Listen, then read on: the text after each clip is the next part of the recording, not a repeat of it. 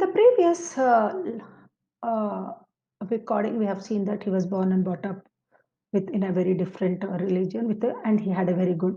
Though he was a Muslim, he had all friends who belonged to Hindu. They never felt any difference among themselves. They adopted different professions when they grew up. Each of them had a different profession. Now, what kind of profession each of them had here is something which we have to learn. He One day when Abdul was in fifth standard at the Rameshwaram Elementary School, a new teacher came to their class. He used to wear a cap. It set him apart as a Muslim. Kalam always sat in the front row next to Ramanatha Sastri, but the teacher could not tolerate a Hindu priest's son sitting with a Muslim boy. See, children are always, they have a pure heart. Here, Abdul had never faced any problem with his friends, and his friends also had a very good gel. Each of them, they had a very good understanding. But here, a new teacher, he felt bad that how can a Hindu priest's son sit with a Muslim boy? Now, this was something which was not appreciable. So, what did Kalam was asked to sit on the back bench. Both the friends felt very sad and told the parents about the incident after school. Ramanatha's father called the teacher and told him not to spread the poison of communal hatred and social inequality in the minds of the innocent children. It is always true, children are innocent. We are not supposed hatredness and social inequality when God did not show any inequalities. Then why is that we man-made rules and regulations? He told the teacher to either apologize or leave the school and city. The teacher apologized and reformed himself, changed his way of thinking. Once Abdul's science teacher invited him to dinner at his home. His wife refused to serve Kalam dinner in her kitchen because he was a Muslim, as she believed in religious segregation, division. The teacher himself served him food and sat beside him to eat his own meal.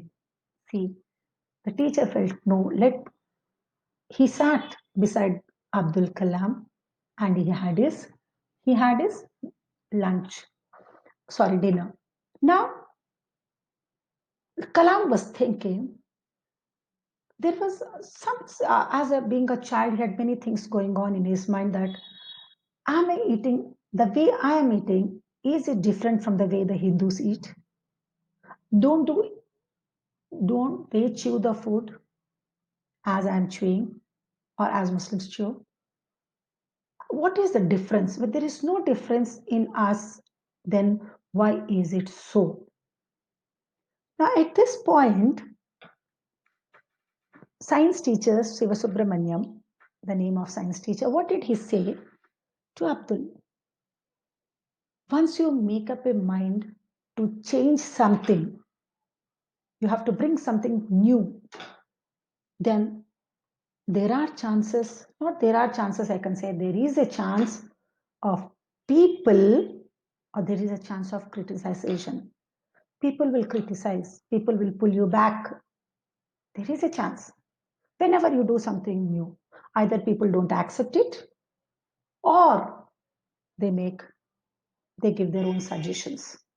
Right? Because we are so rigid that we are confined to one rule. We don't want to change. We don't want to move from there.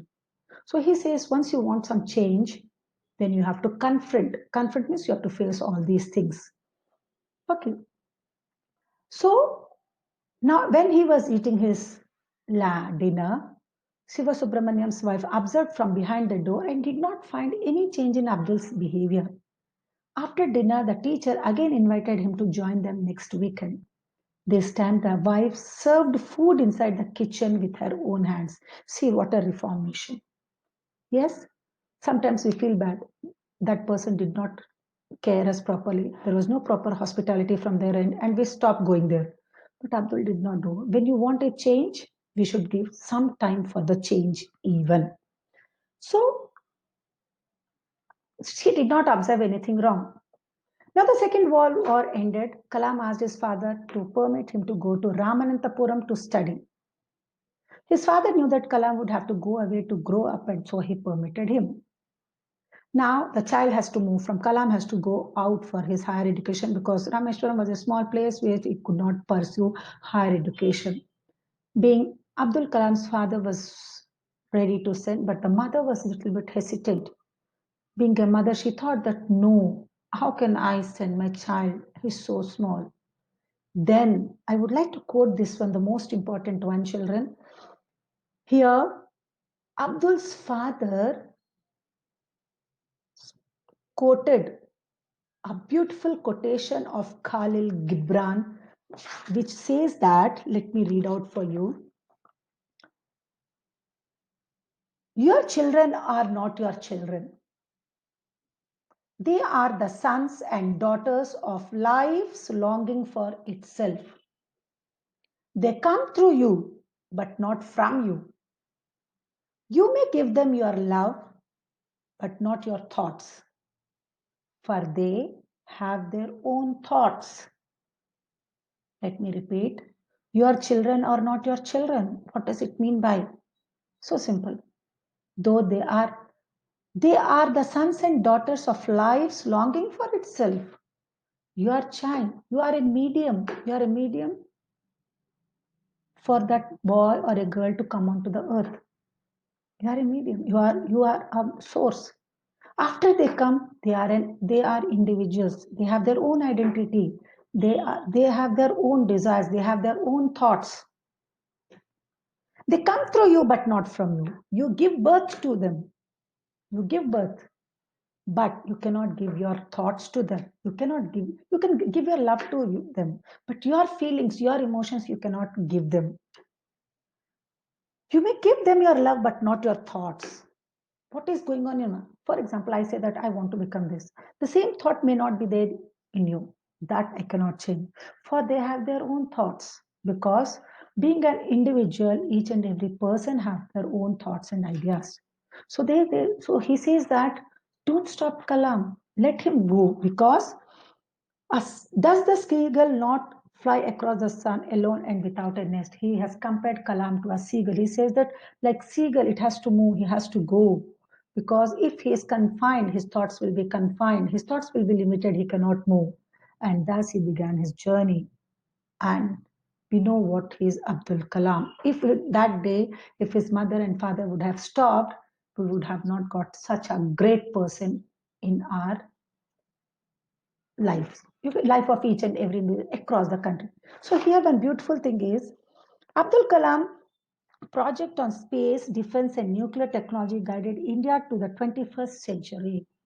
He is not confined to one thing. You know how till the end he was so inspiration. He used to inspire people by inspire especially the college going school youth with his inspirational speech. Even his last stage also he was giving speech. Never give rest to your mind and body, work. And Abdul Kalam is a people's president. He is a people's president. Uh, you can say a guide philosopher to the younger generations. Even the younger generations, they used to adore him and feel bad on his. And sometimes we feel that how quick such great people leave us. Yes, and thank you, children, for listening. Thank you so much.